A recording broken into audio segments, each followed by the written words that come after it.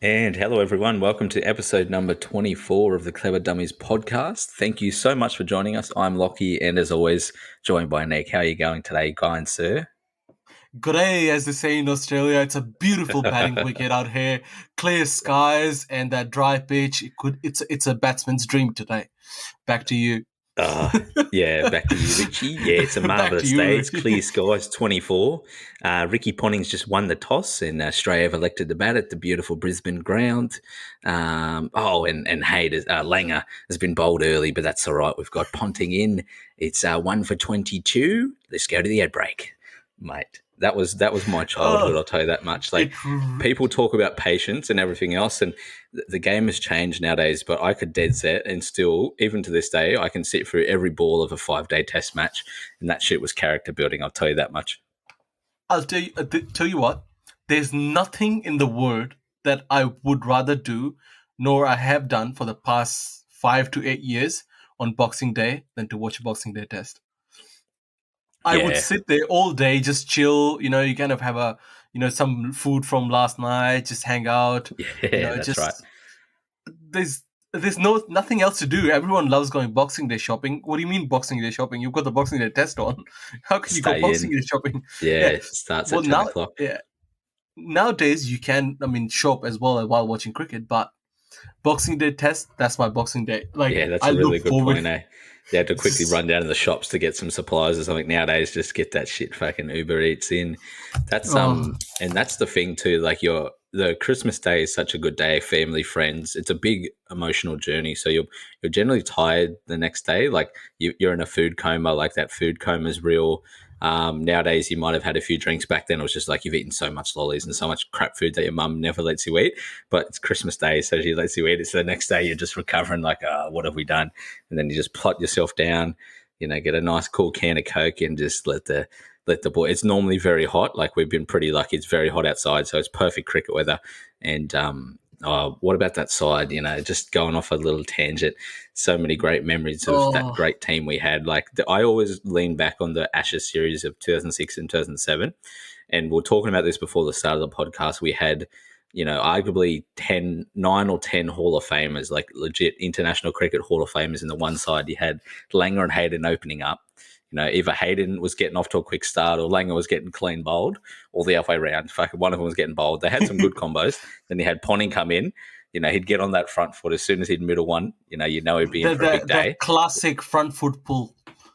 Yeah. The pull shot, the cover drive. Just if you can go back today and watch some highlights, there's truly nothing just more pleasant to the eye, even now, just seeing a nice. And he used to just punish the bowlers. He was a short guy that bowl bounces. He's good at the hook, bowl the full one, slap him through covers. Like you couldn't beat him.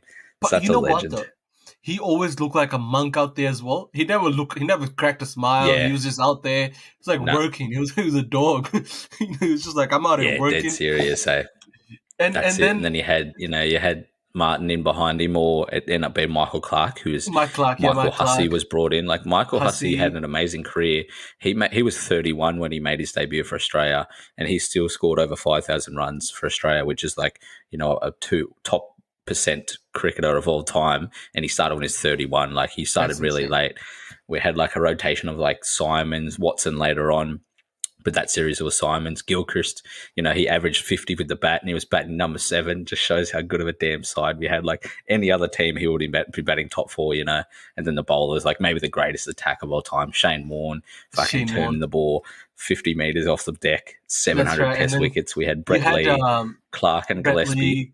And McGrath, that's right. So legitimately 9 or 10 Hall of Famers at the same time is so crazy. And keep in mind, Shane Watson could bowl. He was good mid-pacer. Not to mention that Andrew Simon could bowl as well. Yeah. And there were a few times that even what was his name? Michael Clarke early on. Michael Clarke would jump in. Yeah. He was actually originally brought in the first match he ever played for Australia. He came in at number 9. He actually came in as a left-arm seam bowler, and he came in for his bowling, not his batting. Pretty crazy. Steve Smith as well was leg spin. He was brought in for it. The number 9 might have been Steve Smith, but yeah, he was brought in as a bowler because it was India. His first series was over in India, so they needed spinners.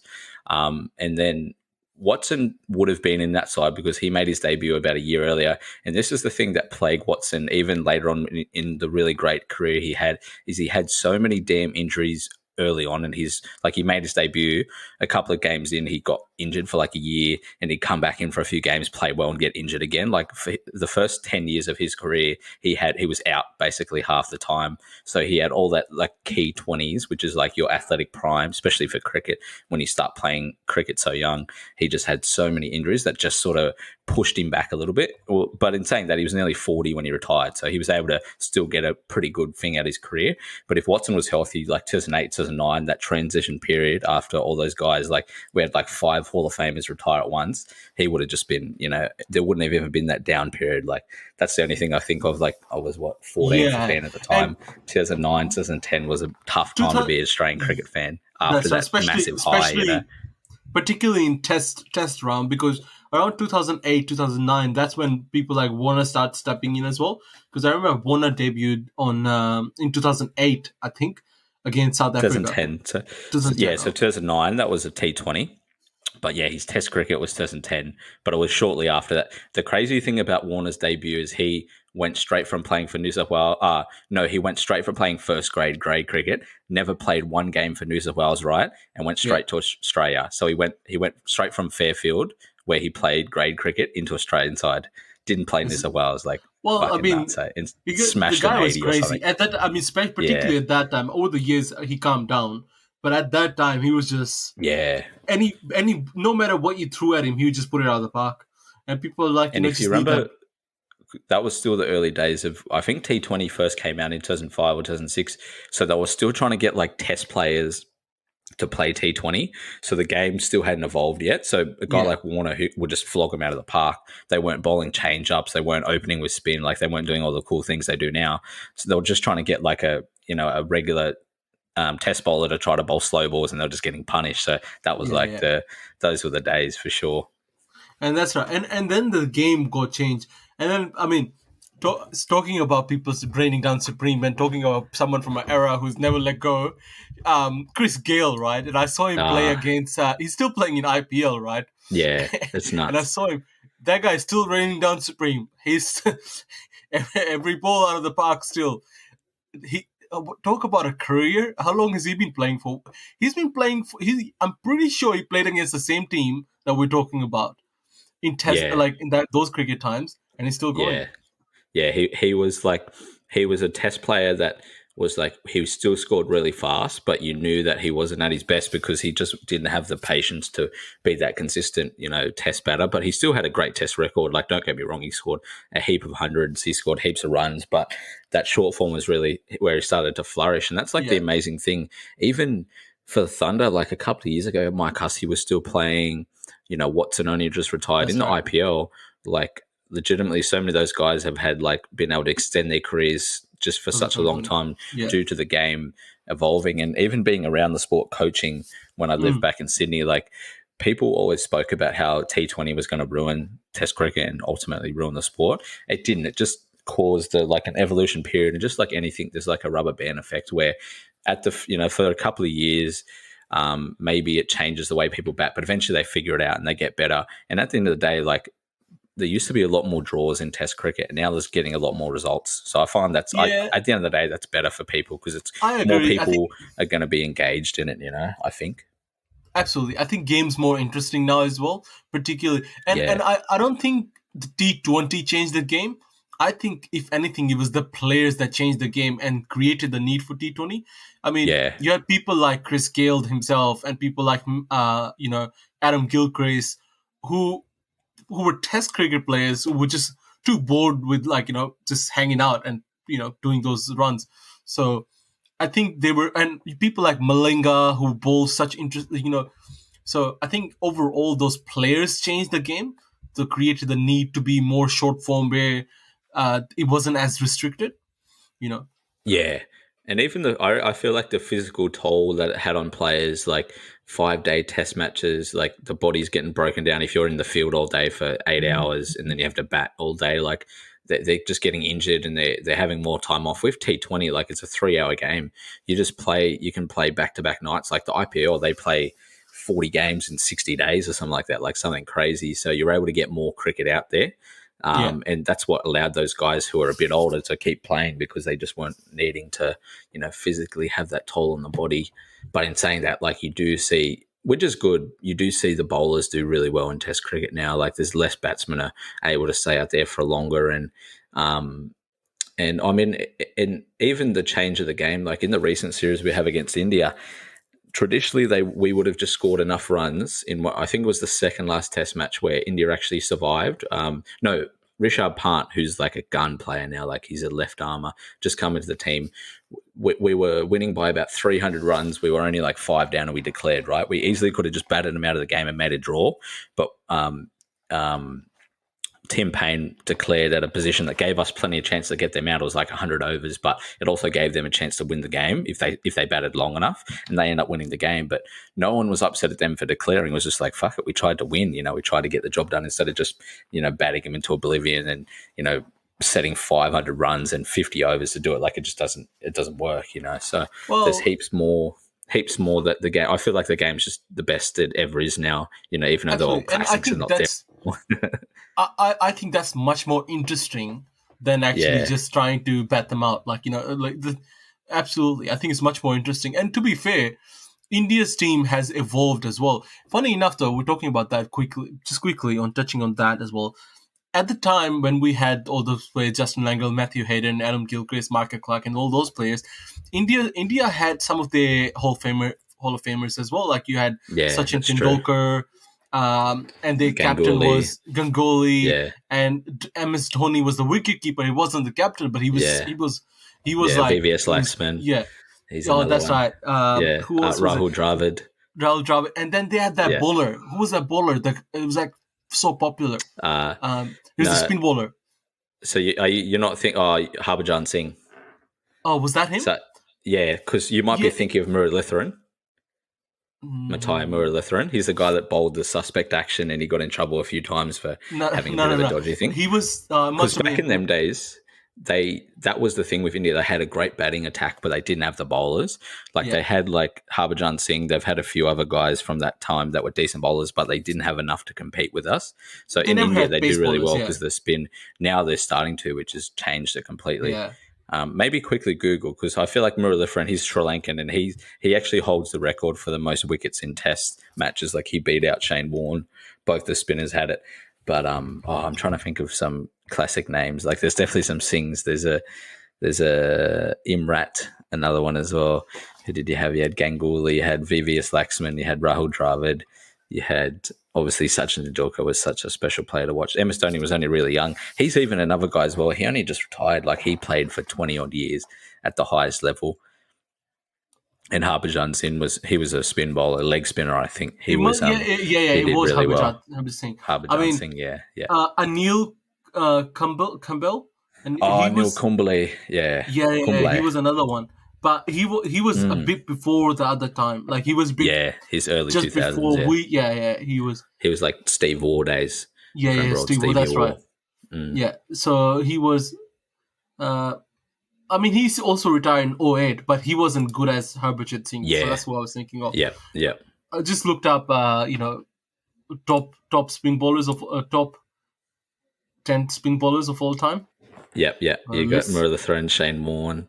Nathan Lyon on there. Yeah, right at the top. Muralitharan, what I can't pronounce his last name. Shane Warne, Anil Kumble. Kumble, yeah. Shakil Mushtaq, he was the Pakistani retired cricketer. Daniel Vetty, he's Daniel Vettori, New Zealand. Daniel Vettori, yeah. Who else is there? He was around that era as well. Shida Freddie, of course. Yeah, before the lateness of his career was about his batting, but he was a gun spinner for a long time, wasn't he? Yeah. I mean, his batting, he was what do you call it? He's a one-hit wonder, but he was bowling all-rounder. Fun to watch. Yeah, he was fun to watch. Slogger. Who else is on that list? If you go down, Harbhajan Singh, followed by Abdul Qadir. Now we're going old. A couple of Pakistani in there. Then we go. Swan, what's his name? That guy. Graham Swan from Graham England. Swan. Yeah, Yes. he was another He guy. was good. Classic. He was Yeah. classic. Caused us plenty of trouble in the Ashes. Honorable mentions. That's it. Yes, it's hard. It's hard being a leg spinner. Like if you looked at the pace bowling list there, like you could find 150. You know, the longevity of pace bowlers is there. They generally have, you know, more pace bowlers. That's why, you know, there's less competition for it. Yeah, like you're really competing for one or two spots in most teams for spinners. But it's hard to be a good leg spinner or a good off spinner. Like we had Stuart McGill as well around the same time of Warney. Did you just see he got into a bit of strife with he got kidnapped? Oh, it's Stewie McGill. Oh, yeah. by his girlfriend's got in trouble. So yeah, one of the guys at the gym told me about a mad conspiracy going on with some famous athletes and a drug ring, but I'm not so sure about that. But yeah, he ended up getting done for about 4 days. They pulled up in a van and just took him in there and said, "Mate, you might be one of our greatest ever leg spinners, but you're getting in this van." All right, here we go. So top pace bowlers of all time by their numbers. Yeah. So not by popularity, just by the numbers itself. So like stats. Stats. Sidney Burns, he was an old player from played in the 1901 to 1940. Yeah, England, obviously. How many wickets did he get? It says he got. Did they do it by wickets or by something else? It's average of 16.3. So wow. He took total of 719 wickets. Wow, I've never even heard of him. I mean, obviously he's old, but normally the records. Yeah. Wow, that's crazy, bro. 16 and 700 wickets. Average, nuts, yeah. What's his name again? His name is Sidney Barnes.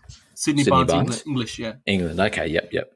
Fred Truman, English player. Yep. He took his first wicket at 13 years old. Wow. 307 wickets. Average of all the people, there was people playing in the side that had one leg left over from the war and stuff. So it was the young Jordan Gauchi just carved it up. Wasim Akram, Pakistani player, and of course 502 wickets. Left arm swing bowler. Left arm swing. McGrath will be there. You got Dennis Lilly. What's his name? Dennis Lilly. Yeah. Dennis Lilly. Wasn't he meant to be one of the fastest bowler? Nah, Jeff Thompson. Dennis Lilly was quick. There was another guy named Jeff Thompson who bowled around the same time as him. Didn't get him as many wickets, but he was meant to. They reckon he bowled the quickest balls ever, but they didn't record the speeds back then. It was like 70s and 80s. Malcolm Marsh. That's another one. Yeah, Malcolm Marsh from West Indies. West Indies, yeah. Probably had Shoaib Akhtar on there. Yeah. Glenn McGrath. Stuart I don't think Shoaib Akhtar was quick, but his stats weren't great. Yeah, okay. What's the Dale Staines probably on there for South Africa? Who's the other English guy? Pakistan again. Jimmy Anderson. James Anderson. Dale Steyn. There she is. Yeah, Dale Steyn. He was a scary motherfucker for a long time. For 10 years, he haunted the Aussies. He haunted the world. His look is nice. He's a crazy motherfucker. Yeah. Super. And he had Mccarthy and Teeny with him as well. And they had Morne Morkel. South Africa had were legit a better side than us, and they just had the mad batters. They had Graham Smith at the top. Had that Indian fella who came over. He was good. Played for South Africa. What was his name? Friggin' hell. All right, here we go. Top 10 Australian one-day international batsmen. ODI all time, ranked by stats. Coming in at number 10, David Warner. Number 9, Matthew Hayden. Oh damn, that dude's old now. He's looking old. Who? Matthew Hayden. Oh yeah, mate. He loves a schooner, don't you worry. Coming in number 8, Andrew Simons. Number 7, Michael Bevin. How come I never saw him play? When was he playing? He played late 90s, early 2000s, Michael Bevin. He was an all-rounder. Yeah. Batter and bowled, lefty, yeah. Number 6, Mike Al-Hussey. What was that, Mr. Cricket? They not called him? Yeah, Mr. Cricket. Yeah, Mike Al-Hussey, that's it. Mark Waugh. Yep. Number 5. Number 4, Adam Gilchrist. Yeah. Number 3, Dean Jones. Oh, he's an 80s. Yeah. Greg Chappell, of course, can't forget about him. He's popular. I know him from stick cricket, to be honest. Yeah, that's right. Old Chappell. I haven't pumped stick cricket for a while. Number one at Ricky Ponting. Rapana, yeah, he's amazing. He had and even back in them days, they weren't playing nearly as many short form games as they do now. Like they play so much T20 and ODIs now. Back then, it was like you'd have your World Cup every 4 years and you'd play like 2 series a year. So yeah, you'd probably see there's more games on Warner potentially than some of those other guys. Yeah. Top 10 ICC, top number 1 ICC cricketer, ICC bowler, Glenn McCarthy. Of all time? Yeah. Number 1 ICC bowler. Just because of both formats, like one day and test match. Even Muralitharan and those other guys, like, I don't know, Akram was pretty good in both forms. No, this is World Cup. So number 1 ICC World Cup, number 1 is Glenn McCarthy, followed by Andy Bleach, also Australian. Andy Bickle. Sorry. That would have been 2003. Tim Southey. Oh, is this all-time World Cup? Yeah, all-time World Cup. Oh, yeah. And Sima comes up here as well, but he's a bit down the list. Well, the World Cup's not as many games, they don't play. It's only Morney. Mitchell Stark, number 10. Yeah, still doing their thing. Still got plenty of years to add onto it. There you go, mate. Nice little trip down beautiful cricket. 21 cricket minutes land. To everyone that's still with us, we really appreciate it. No, it's all good. You can skip ahead if you need to, but fuck it, mate. We love it. So it's all good. I'll tell you what, just a quick little plan, right? This year, Boxing Day, if you're, I presume you're probably going to come down towards Sydney, but if you're not, I'll come up for Boxing Day and we'll watch the game together. Or we could just go to Melbourne and watch it live. For 5 days? That's actually not a bad idea. No, not for 5 days. Let's relax. Maybe a couple. I've never seen a game of cricket down there. I feel like it'd be pretty awesome. We'll play it by hand. We'll definitely get together for it anyway to be confirmed the date, TBC. the location. TBC, but that'd be, bro, MCG, 90,000 people, hopefully no masks, no bloody Mark of the Beast vaccine. Let's go, baby. Let's go. Talking about no microchips, man. No microchips. Funny enough, let's drag right into the old COVID-19 because perfect timing. First of all, thoughts out to India, man. That's crazy, insane. 400,000 cases, 4,000 people in a day. 400,000 cases in a day. 4,000 people dying in a single day. That's just. I was laughing out of pure shock, not actually happiness. Yeah, for sure. It's just absolutely insane. You asshole. and let's quickly compare India to Australia. We probably shouldn't because population. Population-wise, they're completely different beasts, right? But, what are we at now? We'd be over 25, wouldn't we? I think we're still at 22, 23. Ooh. Australia population. Mate, there's high schools that have more people than that in India. We're at 25. 25. There you go. Never doubt me, mate. I'm the champ. All right. Let's look at India's population. China's still got the most, right? Like 1.1s. No, India is in twos, man. Right, really? Oh no, I'm wrong. Let's relax, all right? It's not a financial decision, right? We don't have to overestimate. Okay. They've probably got a few less people now, if you know what I mean. Okay, so you got too soon. Yeah, too soon. India at 1.36 billion, China at 1.39 billion. So they're close. Super close. China's growth rate slowed down around 2010, and India's accelerated. They both evened out now. Yeah, so the one-child policy in China. That's what absolutely confirms to me, and we all kind of knew it. But the numbers that had always come out of China about the death rate and about the rate of people getting infected has always been so wrong. Like they've always had just such low numbers, like lower than a country like Canada, for example, who has 70, 80 million. Like they're saying their numbers are that low, like 1.3 billion people. Keep in mind, countries like Canada have really corrupt governments as well and stuff like that, which I've actually recently been learning because there's one thing this COVID-19 thing has done, right? A, it gave us a chance to look into other people's systems. And B, actually pay attention to the like news, what's going on. Not news, but like just overall pay attention what's going on. So I mean, like world politics, eh? Yeah, world politics. Canada is another country that's got really corrupt government system. So their policies and procedures are non-existent. I think, you know how there's countries that survived and everyone just thought they're a good country. And I always thought Canada was a great country. But turns out it was only because there was about total 7 million people. Not really, but the point is, there was Canada's pretty high. Canada just went super Melbourne. The whole country was like Victoria for the whole year. They just locked everything down. You know what I mean? Yeah. Where other countries or other states in the US, for example, didn't do so much. But it's interesting that the various rates, like obviously in LA and New York, who have been hit the hardest in the US, like they have a really bad homeless population, particularly in LA, and they have just people living so close together because there's just so many people and there's just not a lot of space.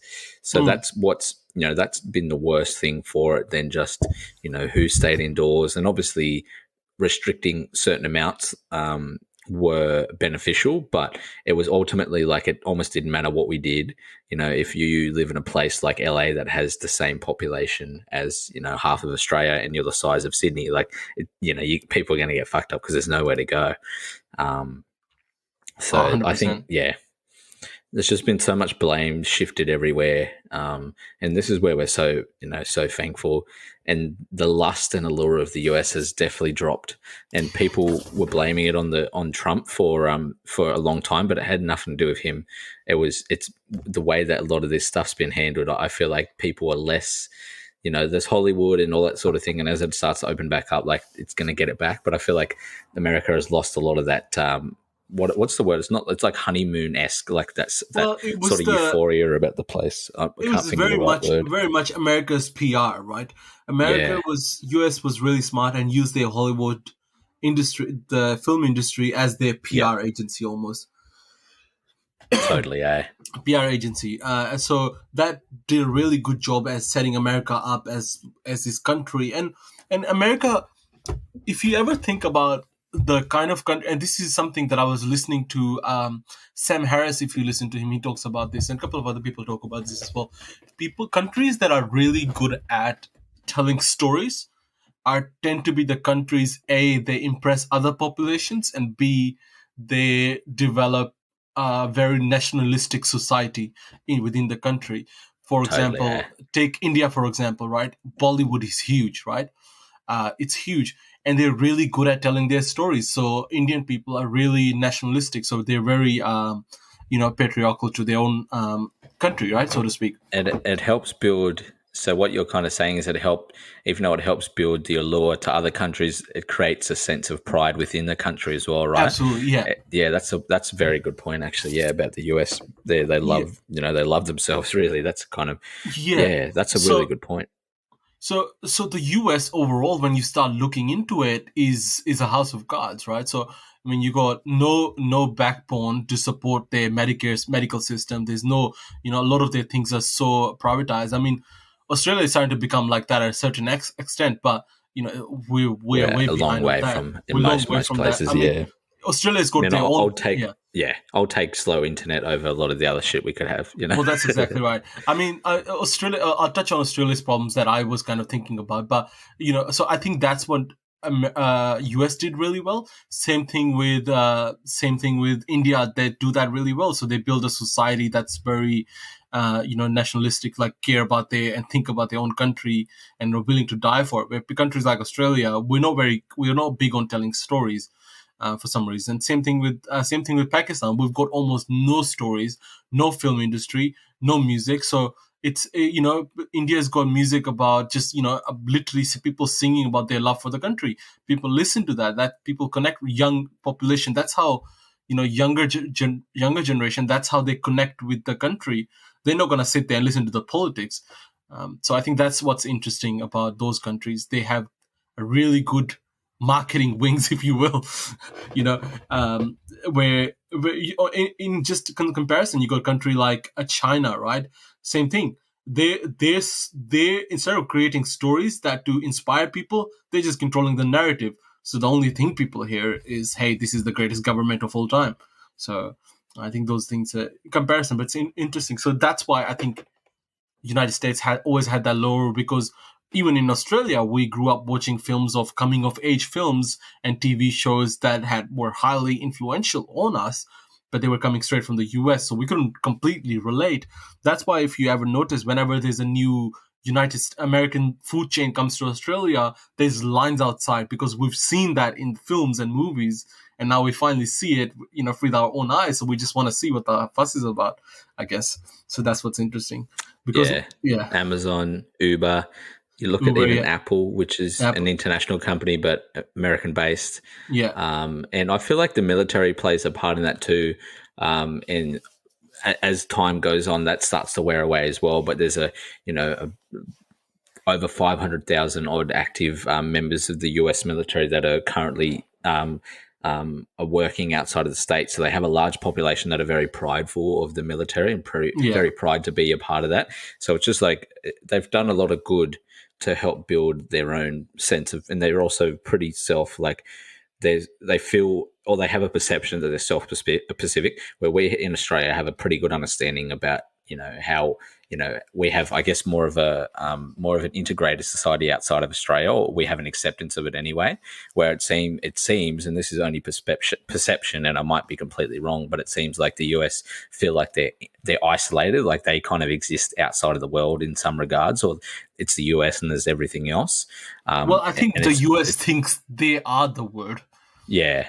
That's why if you think about all the superhero movies, people are just trying to save America when they try to save the world. Yeah. When they're trying to save the right, and that makes sense. It's Hollywood, so they're going to do a large portion of their money is based off of that sort of thing. And I guess the mode of why something exists like that can be explained through different avenues like PR and that sort of thing. But at the end of the day, like, it comes down to how people perceive the country as well. Like, don't get me wrong, I still want to go there and I'd love to experience the culture and all different aspects of the US, but I feel like I'm less inclined now to I don't have as much desire, or my desire is not as strong as it used to be. 100%. And that's my own maturity probably as well, a little bit more of a understanding of how the world actually works. It's crazy because I was literally saying the same thing to someone the other day. I was like, I wanted to go to LA and US, all those stuff, but now I have very little desire. I would much rather live in Australia, which is I would still want to live in US for one particular reason, which is the size of its population. But then also being a Western country where they speak English and I can understand them and the culture is similar to mine.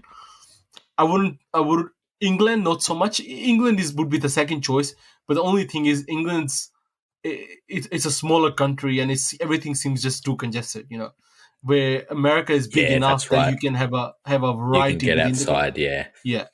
Yeah, you can go to the big cities, but also outside of the big cities where England, I don't think I'd go there, but I don't know how long I'd want to spend there, sort of thing. And it's probably the same with the US. I don't know how long I'd want to spend in a major city, but you can go to places like Austin or Tennessee or even parts of Florida that you can get outside of the city and be, even not New York itself, but you can go to Boston, you can go to other parts of the country on that northeast coast that are really popular but aren't quite, New York City. But in saying that, like, you'd love to just spend a night in the thick of the city, and just that sort of the magnitude and just the aura and the energy of what that would be like nothing compared to it on Earth, right?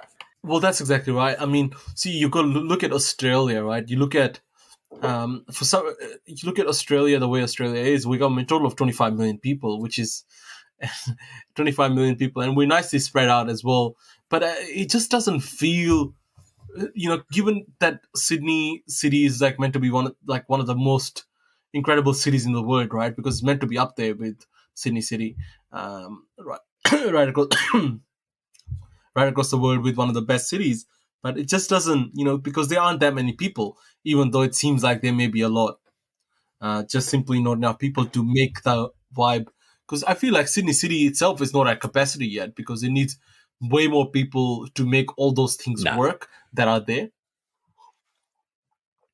Which is the You don't crazy agree, part or do you? about it, yeah. No, I 100%. The crazy part about it is you can get very much stuck in certain areas, and you feel like it is chaotic. It definitely is chaotic, but compared to where it's headed, probably in our lifetime, like in a couple of decades, and where it's how much potential area is still there to fill. Like there's still plenty to go.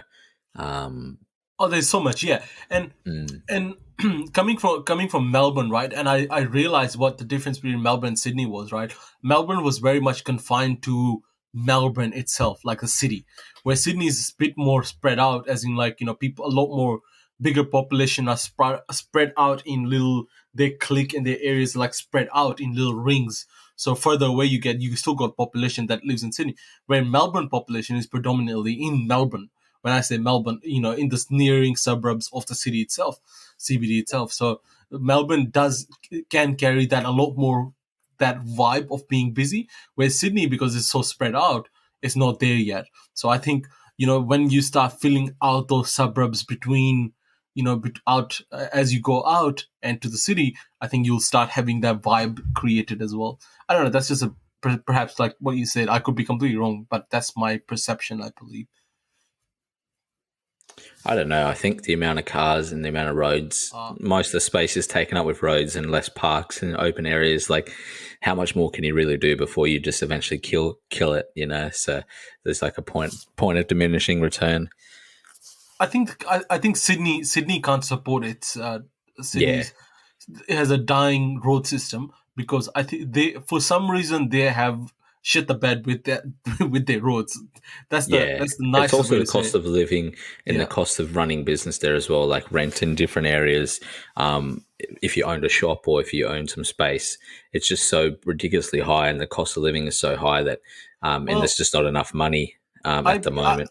Doesn't seem to be. I think, well, that's true. And I was actually going to touch on that as well. Brilliant segue into that, right? So Sydney is super expensive, right? I mean, so Sydney got rated as number one, the most expensive city with the tolls in the world. So it's got the highest amount of tolls in the world, I think, Sydney officially. Yeah. So, I mean, that's crazy, right? You got tolls, petrol, every living cost, houses are, there's a house in Plumpton, it's a pretty out there area, nowhere near the city, 1.3 million. It's a 4-bedroom normal house. So Sydney is insane, right? Overall, even Greater Sydney is insane to how expensive it is. But I just wonder, is that how expensive it is? I mean, it's more, the way Sydney is going, it's more expensive than it's the same par with London and New York. That's how expensive it is. But it's nowhere near as busy. You know what I mean? There's nowhere near as bustling as those cities, because let's say if you're a small business owner, right? You've got, maybe, 6 million people to play with to run those business, or maybe, 1 billion people that run through Sydney City itself. But then where New York, who's the same price at that, like you're paying the similar rent, you've got, 10 million people to play with or 20 million people to play with. Yeah. So I wonder if you increase the number of population. Good point, Yeah. Could it do it? Yeah. As long as people are willing and able, and it just depends, as long as there's enough jobs and businesses in that immediate area. Like, most people live outside of the city and go in there for work. It's not the other way around. Like, plenty of people do the opposite. So you need the businesses to be there in order. That's actually a really good point, Yeah. And I also think the quality of, again, this is not first-hand experience, this is only second-hand experience, but the quality of the public transport system in New York, in those other countries compared to Sydney, that's another area that we really lap as well, is a lot of people feel like they have to drive because it's such an inconvenience to get a train or a bus. Where in New York, for example, or in LA, like the public system is pretty good. Like, especially in New York, like everyone takes the train because it's just like you don't drive. Like, everyone takes the subway. We're over here, like there's only a couple of main lines. There's not nearly enough of that as well. And I think if the public transport system was done better, more people would be willing to live closer.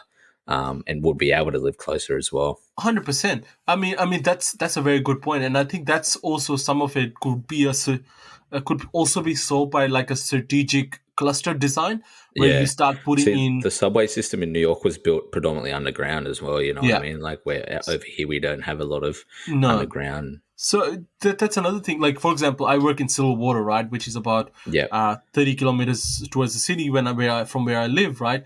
But there's no actual train stop in the area that I work in. So and it's busy. I haven't spent a lot of time in Silverwater, actually. I've only ever gone past. Yeah. So, well, I mean, I couldn't actually take the train to Silverwater. Yeah. Probably another close by station, but it still seems like I have to catch a train there and then catch a bus to where I want to get. Yeah, I think that's just annoying. Where Melbourne does that really well, right? Because something about buses just turns people off, because I know it turns me off, right? I just don't like the look of a bus. I'd catch a tram over a bus any day of the week. Yeah. But it's just something about a bus. Yeah, I think there's just poor funding, so the buses aren't maintained as well as they could. So you feel like you're getting on like a shitty old thing. If there was more money, I'm just looking up Silverwater because I'm not right near Royal. All right, so it's just near Parramatta. I thought it was a little bit more south. I thought it was more like Bankstown way. It's still pretty close, but I thought it was, so it's right in there. Okay. Yeah, it's about.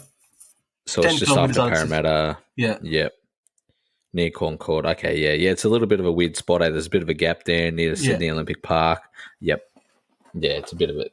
You know, doesn't have to be that hard for you. Yeah, that's exactly. I mean, that's what I just drive. But interestingly enough, talking about funding, right?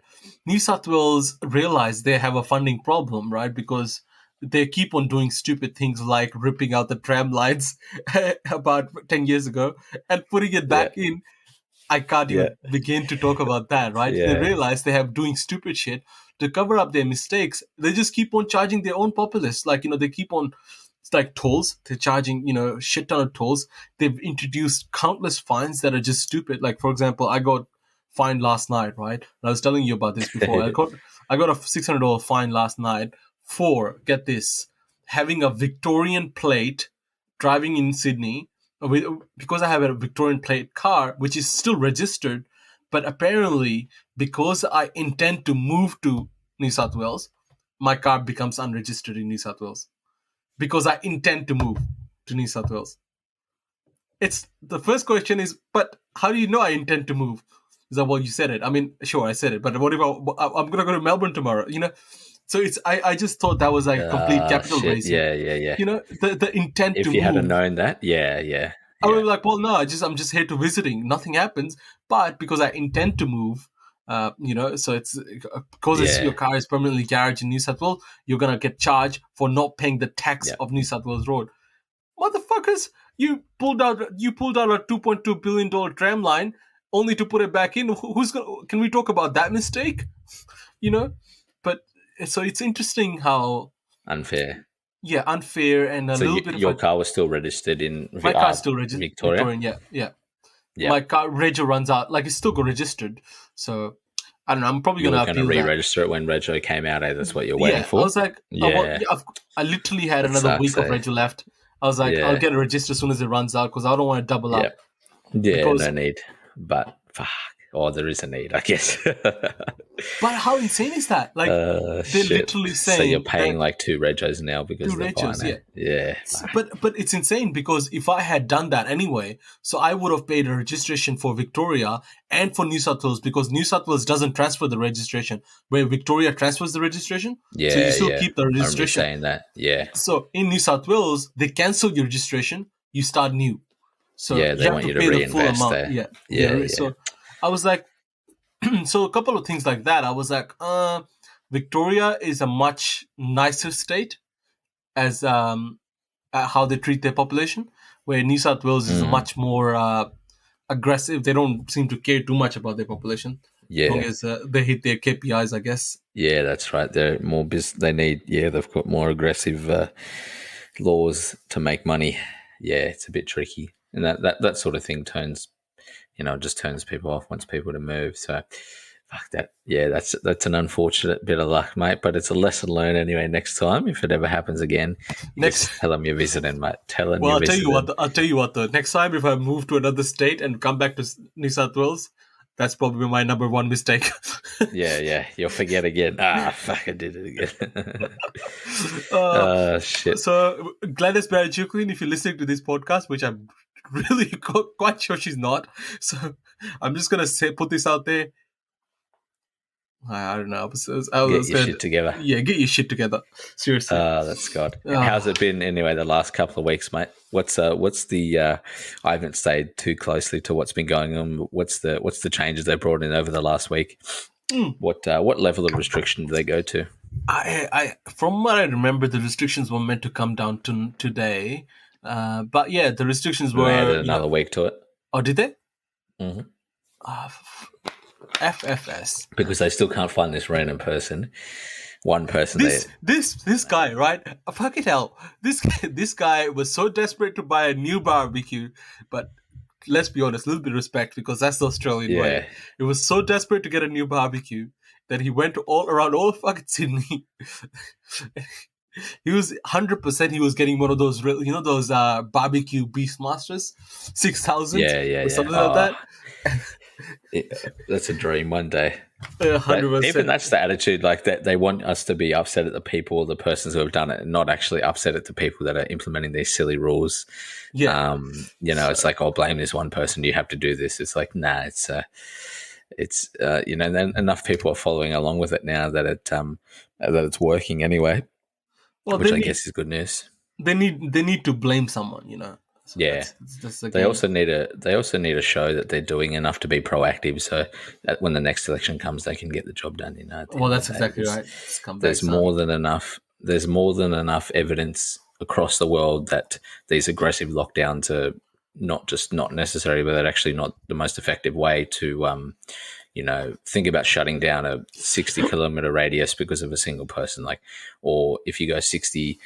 Hundreds of kilometers of radius because of a single person. Think about all other parts of the world that have maybe they were doing that a year ago when they thought this thing was going to be worse than it was, and they're still doing the same shit. They can call that they're trying to look. Oh, we're trying to do the right thing, be proactive, but they're just being overly aggressive with the authority they have. They're implementing fines and these sort of things to scare people away from doing it in businesses, from not enforcing these rules. So it's a little bit disheartening if I have to be perfectly honest. It's just disheartening that it happens and people aren't getting upset about. But I guess if you do it for long enough, then people just submit. That's a strategy too. So, well, that's true. That's true, huh? They keep doing it and people are just like, oh, I guess it is what it is, huh? Yeah. And most people you talk to have the same opinion. So it's not that not that many people are just starting to fold over, but, when it comes, people live busy enough lives and priorities are in different areas. But, I feel good about, I used to be a little bit torn up about feeling a certain ways and I just go whatever, but now I feel pretty good about being passionate about certain things, and this will always be one of them. Any sort of, I remember being a little kid, if I ever saw any form of injustice, it didn't matter what it was. Even if I was watching a shitty TV show and someone got unjustly treated, it'd rev me up. So I don't give a fuck. I'm glad I'm this way. So take it or leave it, baby. Take it or leave it. Oh, I agree.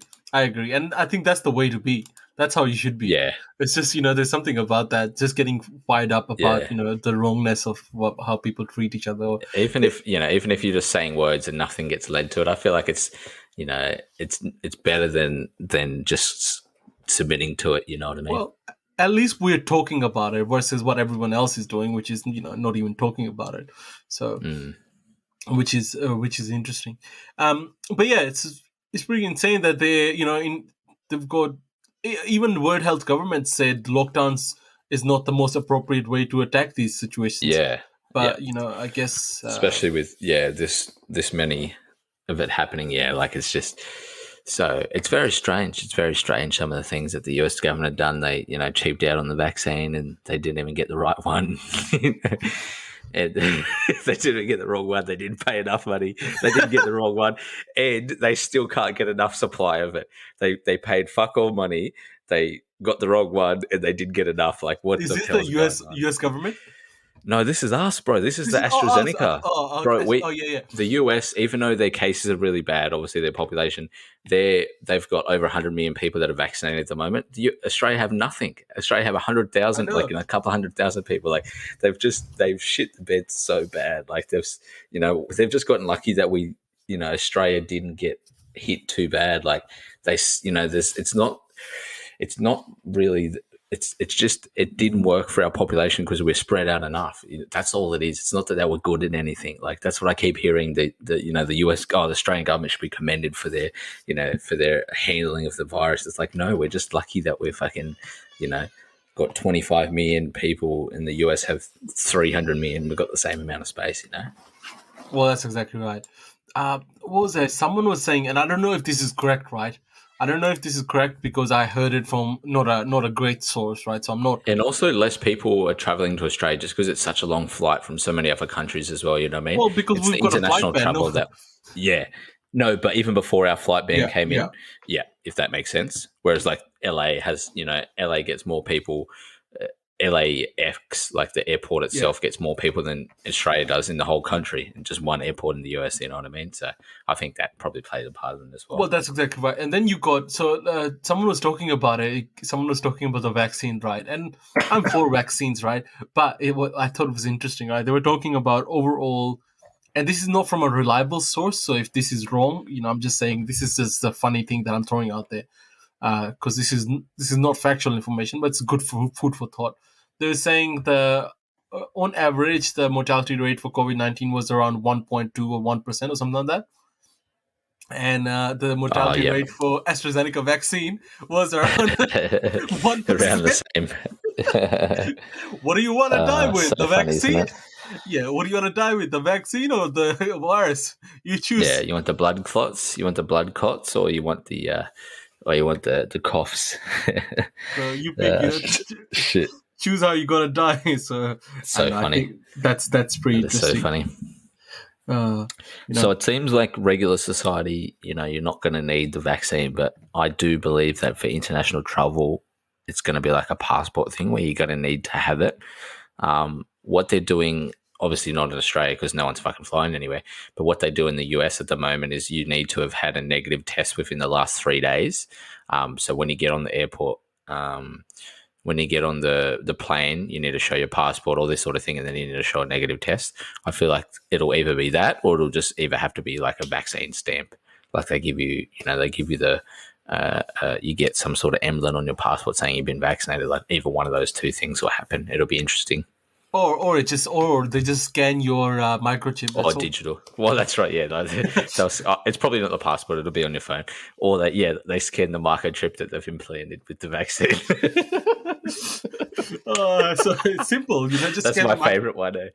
Yeah, shit. It's like you're putting it in there. Might as well use it properly. But knowing our government, they microchip us all, but then forget to implement the software for it, or get us all hacked by some kid in India again. Yeah. No, they won't put it deep enough in the body, and we'll just pass it.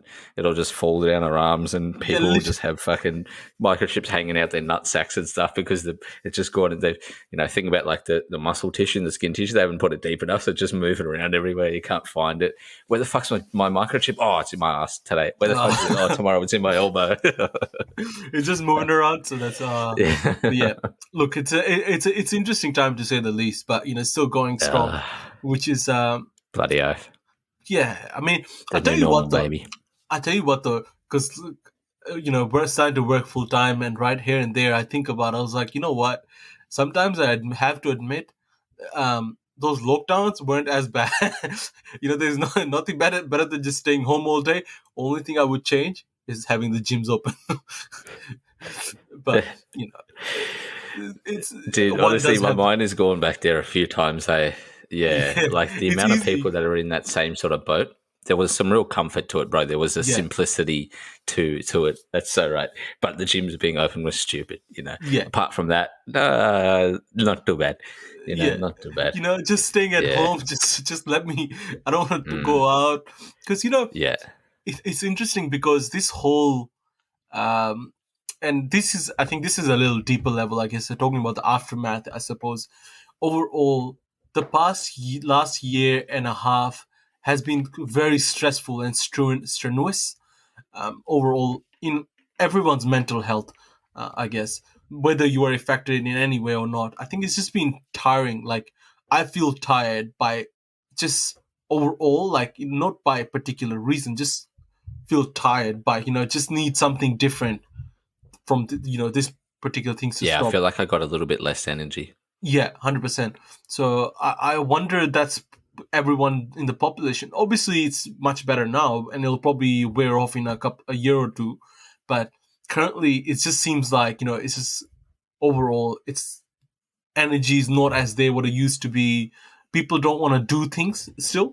You go, you catch up with your mates, you say, hey, want to hang out? They would still much rather just spend that time at home.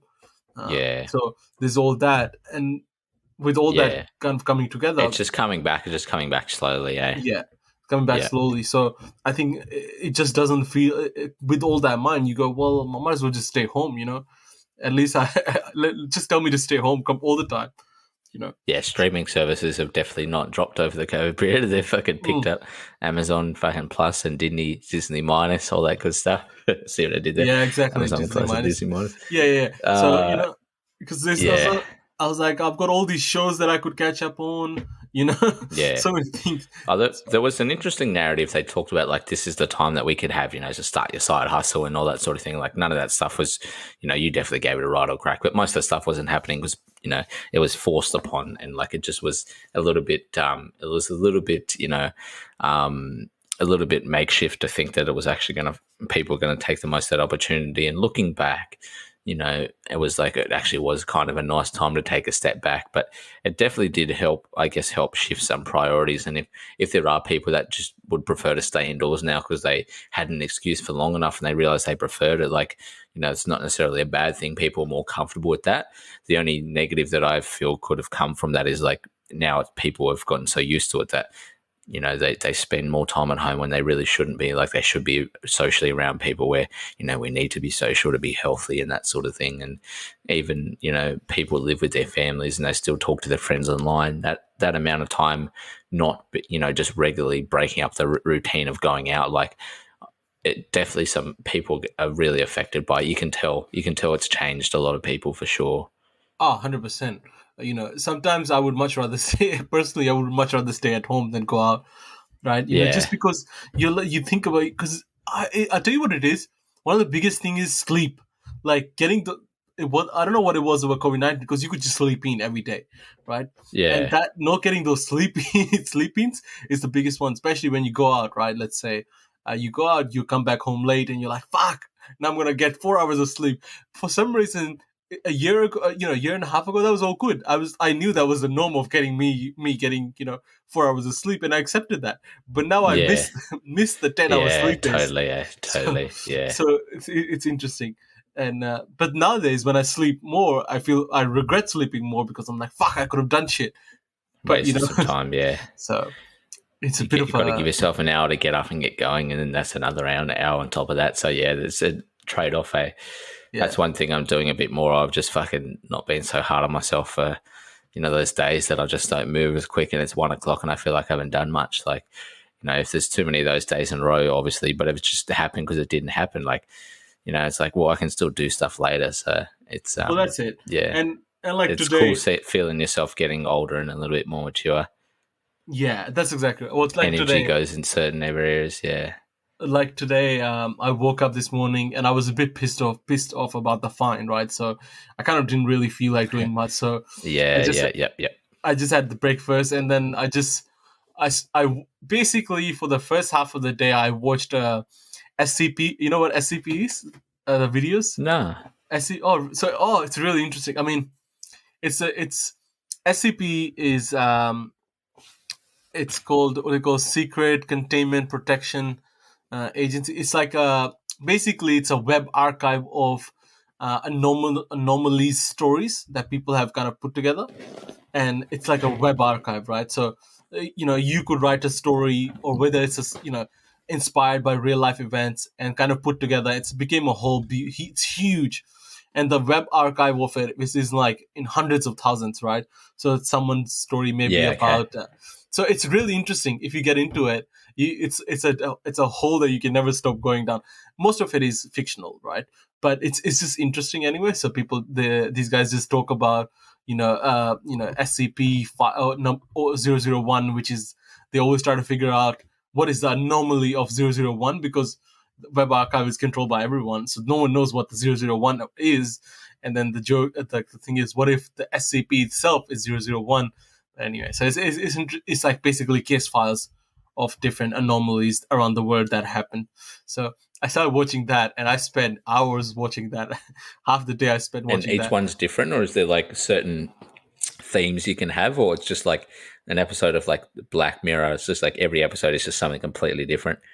It's completely different. I mean, the concept is always the same. It's always the same agency. So the agency is called SCP, which is the agency of they call Secret Containment and Protection Agency. So they protect the public from anomalies, so to speak. So whatever hurts the regularity of the universe, so to speak. So for example, there's one person who develops invisibility, right? And then they contain them and research on them. And like try to find out what happened and stuff. So those kind of things. And someone invents something they probably shouldn't have, or they get their hands on something, or they do. Wow, that's interesting. Yeah, it's and it's so all interesting. Real. No, it's all fictional. Oh, sorry, all fictional. It's all fictional. All fictional. Yeah, true. Oh, sorry, you had me for a second. You did say that. My bad. Yeah. Is some of it real, or is it all just like creative? It's the idea is most of it is inspired by real life events, but it's all fiction. Yeah. Like Okay. Some of it is way more like there's no reality to it. Some of it is completely creative stories, and those ones are the best ones. But there's some of it you go, this is kind of cool. Or it could happen, eh? It like could happen, Black Mirror. It could fucking happen. Yeah. So some of them are bizarre, as like this one episode. So these are not. They've been turning into episodes now, but it's basically web archives of files on the web, like written stories, and like reports. So written in report formats. Yeah. Okay. Yeah. So one of them was about this coffee machine that has an interdimensional portal through it. So something happened to this machine. So what it's able to do is whatever liquid that you type into the machine, it's able to give you that. So including like any juice. But everyone thought that the machine was somehow producing it. Turns out the machine was just relocating the nearest liquid that it could find. So it's pretty interesting. So things like that. It's pretty fun. So if you ever feel a bit edgy, check it out. Something different, yeah. You got to send it to me afterwards. I will. Oh, yeah. It's interesting. I was rewatching. Fast and Furious, Hobbs and Shaw. Which when it first came out, I thought it was going to be. It was still stupid, but I was like, they're doubling down on this, The Rock, but it was actually ended up being a really good movie, and it was very funny. And so Hobbs, who was The Rock's character, he was chasing down at the first half of the movie. He was called to chase down a group of people who were trying to sell something that was going to ruin the world. Yeah. Or he was trying to save the world, and these people were trying to sell it, and it was a virus. Like literally, he's like, "Where's the virus?" He was chasing after these people to find this virus that they were going to sell. They were going to put out in the free market, and it was going to spread and start hurting people. And that movie was made in 2018. It's fucking crazy, bro. I was watching it yesterday, and I'm like, it's like some weird shit, And obviously, you had the thing that Bill Gates said, like probably 5 or 6 years ago on a TED talk about viruses and that. So it's it's just going to be a really interesting footnote in society, like Abby being born during it all and that sort of thing as well. Like, it's going to be something really cool to look back on, I think. 100%, and not to mention how many times Simpsons predicted all those things. I'm really concerned that time travel might be a thing, and people just keep on coming back and can slowly start giving information out just in case we get it. But we clearly don't. Side note, how hot is Vanessa Kirby in Kirby? Is that her name? Kelby from Kirby, Thompson yeah, show. I think so. She is one of a kind. Yeah, they definitely casted carefully that role, mate. They didn't just give it out to any random. She is so beautiful. It's not funny. It's Good just, shit. it hurts looking at her. Just, that's how beautiful she is. I got reminded by it. You can go on YouTube and there's a few channels that'll just show like 4 or 5 minutes, and they might show 4 or 5 parts of different movies, and they'll name it something, and then you just rewatch like an important scene or just a memorable scene. And I saw one of the scenes. It was like, Hobbs and Shaw come together for the first time, and it made me laugh because the both Statham and Rock are really good sort of comedic, serious actors. Yeah. The Rock's not really that good of a serious actor, but he's decent. And I was like, fuck, this is a good movie. And so I stumbled upon a few of those, like even what was that movie with Matthew McConaughey? It came out in 2014, the end of 2014. It was a space movie. Starts with I. Interstellar, like I saw the final part of that. I'm like, oh my gosh, like I need to rewatch that one. That is obviously Inception. Like I just went down a rabbit hole, dude. Even Heath Ledger, the Joker in Dark Knight Rises, like all 3 of those movies were epic. But like his Joker was just so good. I was like, I watched the scene of that. I'm like, it's so good to go back down and just realize how fucking good movies can be, bro. Like how legit acting can be. Interstellar was probably one of my all-time favorite films. I think it's one of my all-time favorites. It's so good, eh? The little bit. I mean, I got a bit annoyed over Matthew McConaughey's accent over and over again. It was a bit of a whinger as well. Yeah, I was like, bit of a silky cat. Like, Murphy. But yeah, overall great film. Like emotions were like all the way through. It was just insane. Sky high at the end. You're like, oh no, but yes. But I was like, oh no. Yeah. I mean, he went down and they got washed away. I was like, no. Yeah, technicality point of view, some of those things were like, some of it was good physically plausible, and rest of it was like, you're pushing limits. They went down the end. They definitely had to. They had to get a bit crazy. Yeah, I'll tell you another good film is with Chris. What's his name? Chris, not one of the Chris's. Chris Pratt and Jennifer Lawrence. The film's called Traveler, or something like that. Have you seen that film? No, I haven't seen that one. Oh, it's a Passenger. I think that's what it's called. Oh, okay. So the film's about. I'll just tell you the quick plot, right? So the film's about Chris. They get put on this spaceship for people to send to Mars or something like that, or to another planet, and to a journey there is like 150 years or something like that. So they're all frozen, right? And one of the capsules that they Chris Pratt's frozen in malfunctions, and he gets woken up 100 years before they get to the planet, right? So can I ruin the plot for you? Yeah, there was another one that I saw with Matt Damon where they went to Mars and a similar sort of thing happened to... Martian. Yeah, so that's similar theme. Yeah, ruin the plot. Go for it. I'm probably not going to watch it. So in Passenger, and then he basically wanders around for 3 years in the spaceship, and then he realizes there's actually literally 100 years to go, and he's going to have to either kill himself. He tries to kill himself, but then he can't. So he realizes literally has 100 years to go. So he sees Jennifer Lawrence, and he wakes her up. Right? And he wakes her up, but before he doesn't tell her that he woke her up. He just tells her that her capsule malfunctions. He turns the pod off. Yeah. Yeah. So I feel like this plot sounds familiar. Are you sure it was definitely Chris Pratt? Definitely Chris Pratt. Okay. You must have seen the film then, because it's not a very memorable film, but the plot's great, right? But so what happens in the film? Then he eventually wakes her up, and then they spend like almost a couple of months like not even talking to each other. Then they eventually start talking to each other. She gets pissed off about like just knowing the fact that that her life is gone. Eventually though the truth comes out. Somehow she sees a recording on the spaceship of him waking her up, or something like that. I've definitely seen it. Yeah. And then she gets so upset, and basically, someone was saying, so she gets so upset and she gets mad at him. Eventually, they end up having a life on the spaceship for 100 years and die. But anyway, and they have kids or something like that. But what was interesting was someone said, because you spend the first half of the film with Chris Pratt wandering around the spaceship and being basically, suicidal, you felt bad for him.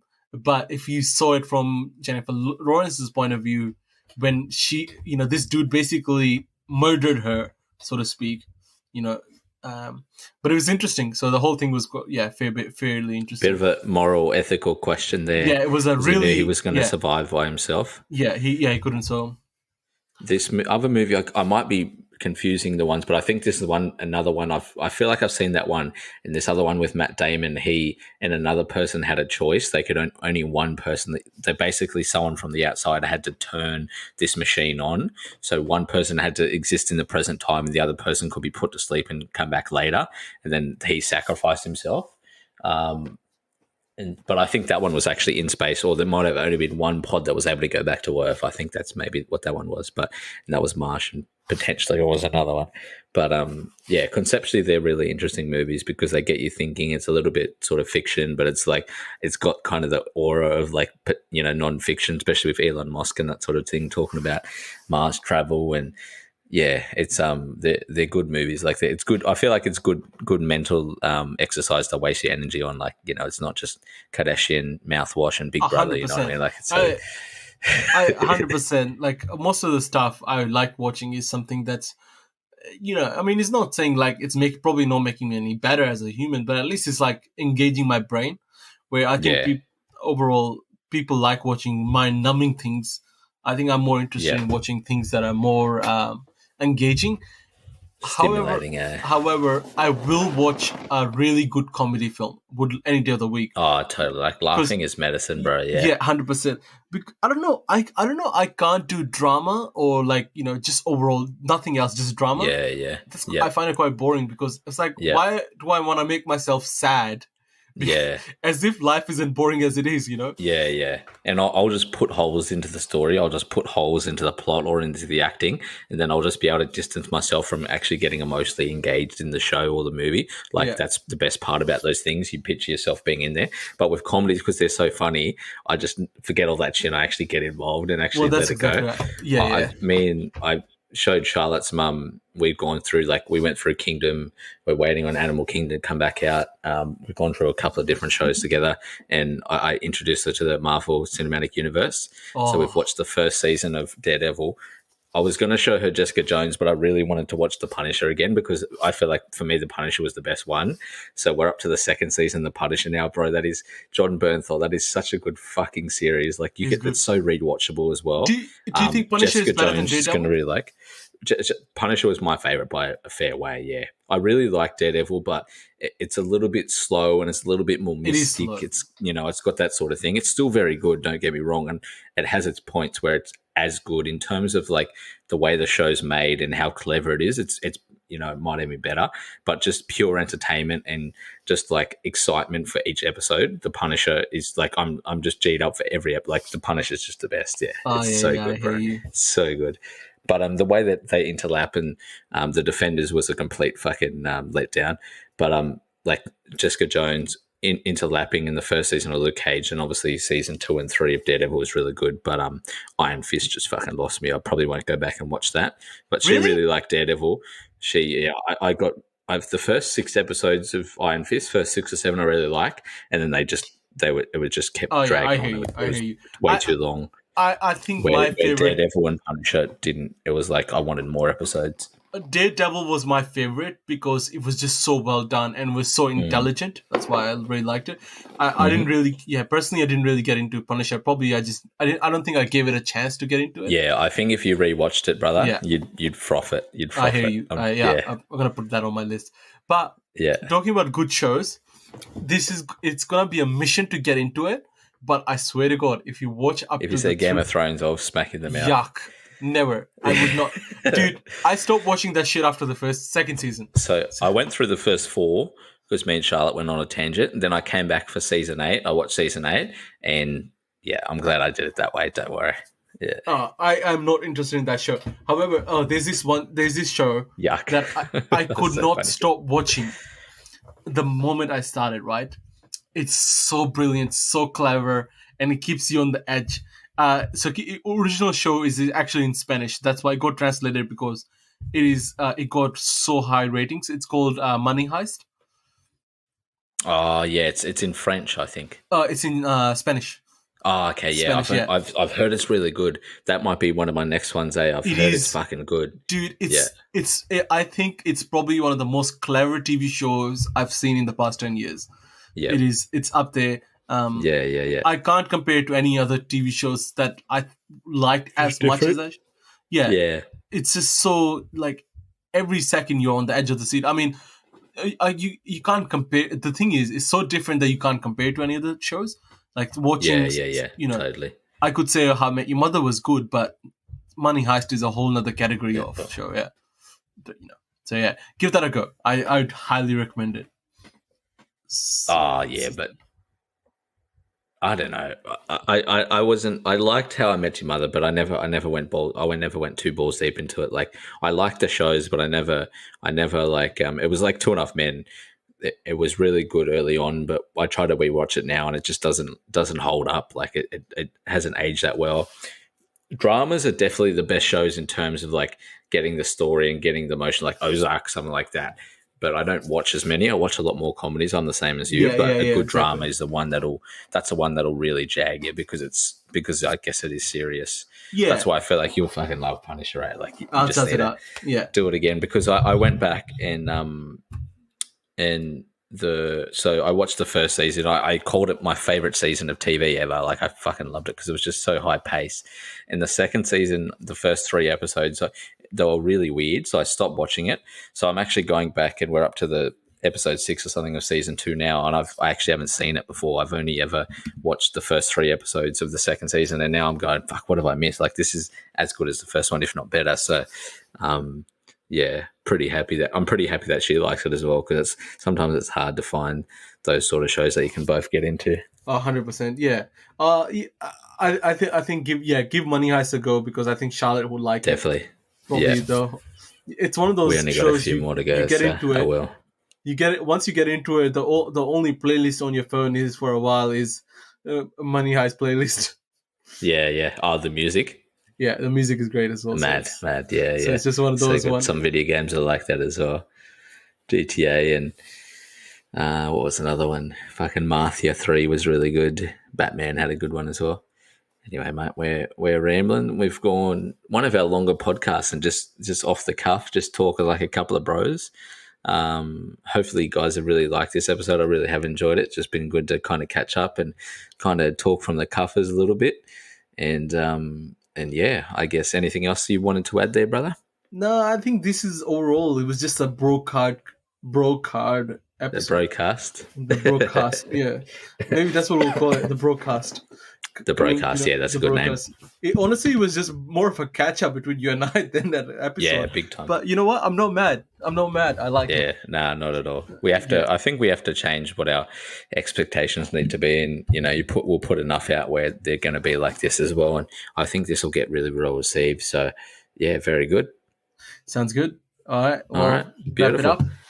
Happy days, baby. This has been episode number 24. Hope you guys have enjoyed it. Of course. No, I'll let you go through the socials. I'll let you give that a little plug, mate, before we finish. Go for it. Check out our website, thecleverdummies.com, and you can find us on Apple Podcasts, Spotify, Google Podcasts, Stitcher, as well as on Instagram, Facebook, and all the other platforms that you can think of. We are basically everywhere. You can also, hopefully, I'm trying to find out how we can get on iHeartRadio, so don't check us out there yet. But iHeart, yeah. But yeah, we're everywhere. So check us out. Just Google the Clever Dummies Podcast. We should be right at the top. They have the best stingers. iHeartRadio Live. They have the best stingers, mate. Coming back to it, so we'll figure it out, baby. Yeah, sounds good. Very good. Yeah. All right. Too easy. Perfect. Love you, bro. All right. Thanks. Thanks so much for listening. Jesus loves you. We love you. Have a fantastic day. Be kind to everyone. Be kind to yourself as well. And until next time, thank you for joining us for the Clever Dummies Podcast. I'm Lockie. That has been Anik. Good night. Bye.